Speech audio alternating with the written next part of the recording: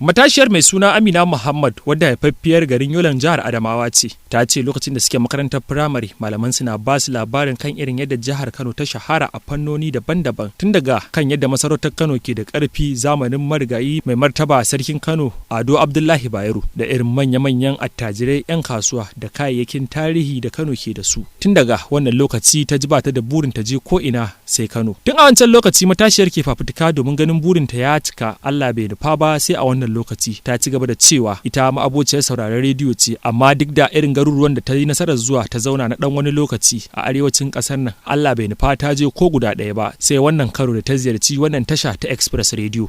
Har ila yau tuni ta fara cin nasarar ganin wasu abubuwa da ta ci burin gani da idanunta. Na fara jin rediyo tun ina shekara 10, tun ina Yola dai nace ina so in je gidan rediyo. Allah bai yi ba har na bar Yola. Da ikon Allah kawo ni yau gani dan a Express. Gaskiya na yi matukar jin daɗi, na yi farin ciki. Tun ina primary ana karantar da ni cewa akwai Alhaji Aminu dan Tata, akwai Aliko dan Wote. Lokacin Allah ya ji Ado Bayero shine akan mulki. So sai na ji tun farkon da na shigo Kano sai na ji ina sha'awa in ga gidan Ado Bayero. Ina sha'awa in ga gidan Aliko Dangote, ina sha'awa in ga gidan Dan Tata. Ina sauraron Express tun lokacin da na zo nan ana shirin Rai Dangin Goro. Gaskiya wuce tunani na matuƙa, a yadda na ɗauka ba a hakan na same ta ba, na gan kuma abun tafi haka.